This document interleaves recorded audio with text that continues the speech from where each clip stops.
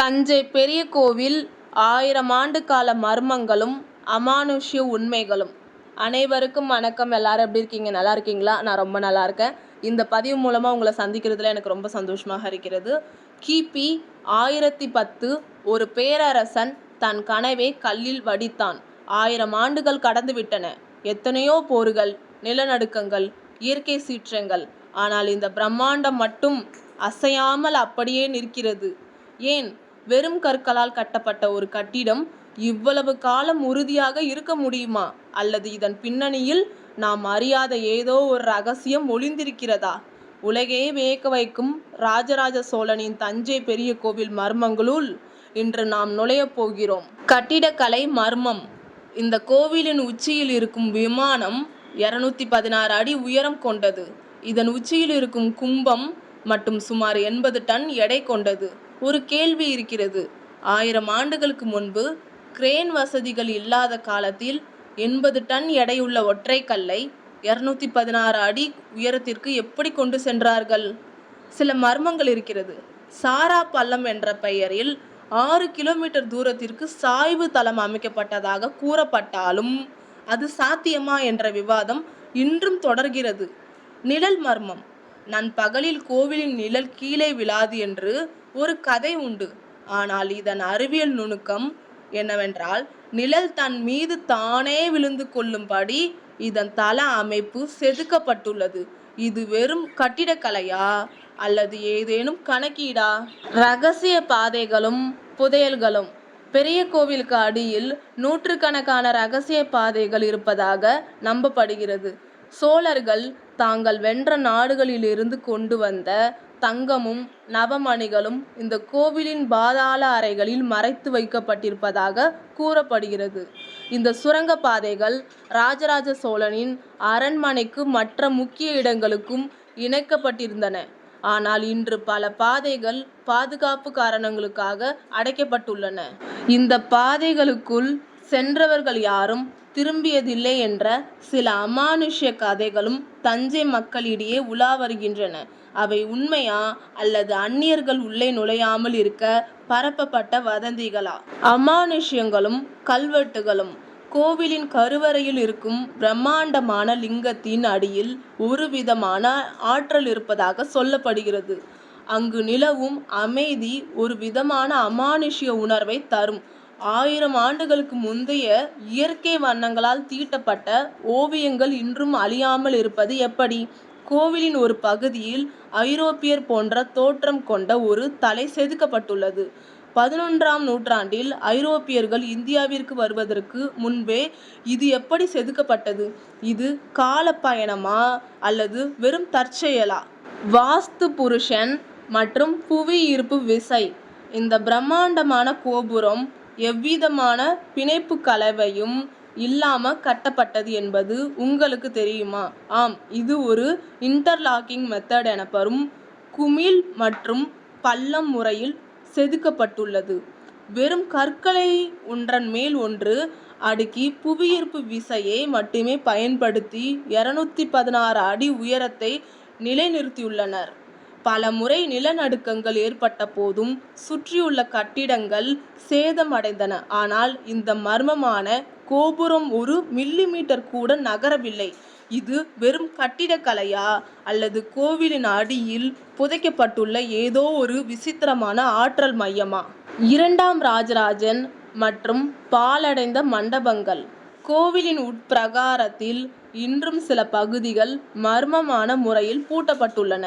தடை செய்யப்பட்ட பகுதி. சில குறிப்பிட்ட சுரங்கப்பாதை வாசல்கள் செங்கல் கொண்டு நிரந்தரமாக அடைக்கப்பட்டுள்ளன. உள்ளே சென்றால் காற்று போதாது என்பது அரசாங்க தரப்பு விளக்கம். ஆனால் உள்ளூர் மக்கள் சொல்வதோ வேறு. அமானுஷ்யம். அமாவாசை இரவுகளில் கருவறைக்கு பின்னால் சில விசித்திரமான ஒலிகள் கேட்பதாக கதைகள் உண்டு. சித்தர் கருவூரார் இந்த கோவிலின் பிராண பிரதிஷ்டை செய்தபோது சில சக்திகளை அங்கு நிலைநிறுத்தியதாக ஓலைச்சுவடிகள் கூறுகின்றன. அந்த சக்திகள் இன்றும் அங்கு உலாவுகின்றனவா? கல்வெட்டுகளில் மறைந்துள்ள எச்சரிக்கை. ராஜராஜ சோழன் தன் கல்வெட்டுகளில் வெறும் தானங்களை மட்டும் எழுதவில்லை.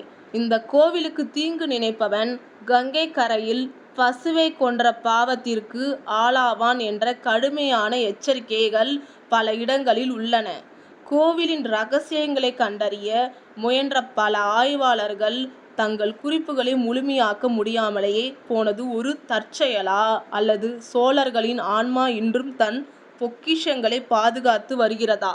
எல்லாவற்றிற்கும் மேலாக இந்த கோவில் கட்ட பயன்படுத்தப்பட்ட 60,000 டன் கிரானைட் கற்கள் தஞ்சையை சுற்றி 100 கிலோமீட்டர் தூரத்திற்கு எங்குமே கிடைக்காது. அப்படியானால் அவ்வளவு பெரிய கற்கள் எங்கிருந்து வந்தன, எப்படி வந்தன? இதற்கான விடை இன்றும் ஒரு மர்மமான த்ரில்லர் தான். கருவூரார் சித்தரின் மர்மம். தஞ்சை பெரிய கோவில் வெறும் கல்லால் ஆனதல்ல, அது மந்திரங்களால் பிணைக்கப்பட்டது என்று ஒரு நம்பிக்கை உண்டு. கோவிலின் பிரம்மாண்ட லிங்கத்தை பீடத்தில் நிலைநிறுத்த முடியாமல் சிற்பிகள் திணறிய போது ராஜராஜனின் குருவான கருவூரார் சித்தர் தனது அஷ்டமா சித்தி வலிமையால் ஒரு விசித்திரமான மருந்தை பந்துருக்கம் பயன்படுத்தி லிங்கத்தை நிலைநிறுத்தியதாக கூறப்படுகிறது. அமானுஷ்யம்.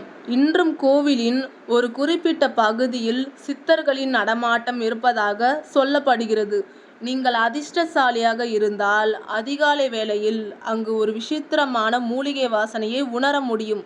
இது பக்தியா, அல்லது இன்றும் அங்கு வாழும் சித்தர்களின் இருப்பின் அறிகுறியா? ஒளியியல் அதிசயம். சோழர்கள் ஒளியியலில் கில்லாடிகள்.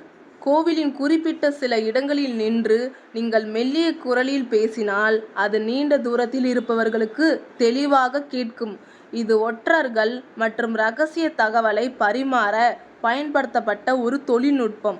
ஒரு கேள்வி உண்டு.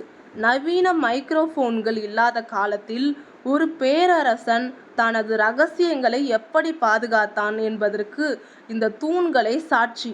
இது தற்செயலான கட்டிடக்கலையா, அல்லது ஒளியை ஒரு ஆயுதமாக மாற்றிய நுட்பமா? பூமிக்கடியில் ஒரு நகரம்.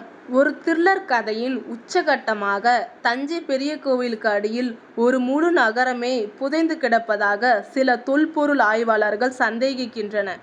தஞ்சை அரண்மனைக்கும் கோவிலுக்கும் இடையே இருக்கும் சுரங்க பாதைகள் வெறும் பாதைகள் மட்டுமல்ல, அவை அவசர காலங்களில் மக்கள் தங்குவதற்கான பதுங்கு குழிகள். புதையல் வேட்டை. ஆங்கிலேயர் ஆட்சி காலத்தில் இந்த சுரங்கங்களுக்குள் சென்ற சில அதிகாரிகள் காணாமல் போனதாகவும் அதன் பின்னரே அந்த சுரங்கப்பாதைகள் நிரந்தரமாக மூடப்பட்டதாகவும் ஒரு கதை உண்டு. அந்த இருட்டு அறைகளுக்குள் இன்னும் என்னென்ன வரலாற்று உண்மைகள் தூங்கிக் கொண்டிருக்கின்றனவோ. இந்த ரகசியங்களை தேடி செல்பவர்களுக்கு ஒரு எச்சரிக்கை. சோழர்களின் வரலாறு வெறும் புகழ்ச்சி மட்டுமல்ல, அது தேட தேட விரியும் ஒரு முடிவில்லாத புதிரும் கூட. யுனெஸ்கோ அங்கீகரித்த இந்த உலக பாரம்பரிய சின்னம் வெறும் கற்களின் குவியல் அல்ல, அது தமிழர்களின் அறிவியலுக்கும் நம்பிக்கைக்கும் சான்று. 1000 ஆண்டுகள் கடந்தும் அதன் மர்மங்கள் முழுமையாக விளக்கப்படவில்லை. தஞ்சை பெரிய கோவில் ஒரு மர்மமான வரலாறு, ஒரு த்ரில்லர் கதை, ஒரு தீராத அதிசயம். நீங்கள் எப்போதாவது இந்த மர்மங்களை நேரில் உணர்ந்திருக்கிறீர்களா? உங்கள் கருத்தை கமெண்டில் சொல்லுங்கள். இந்த வீடியோ பயனுள்ளதாக இருந்துச்சுன்னா லைக் பண்ணிட்டு இது போன்ற வரலாற்று இடங்களை பற்றி தொடர்ச்சியாக தெரிந்து கொள்ள நம்மளோட சேனலை சப்ஸ்கிரைப் பண்ணிக்கோங்க. பக்கத்தில் இருக்க பெல் ஐக்கானை கிளிக் பண்ணிக்கோங்க. நன்றி, வணக்கம்.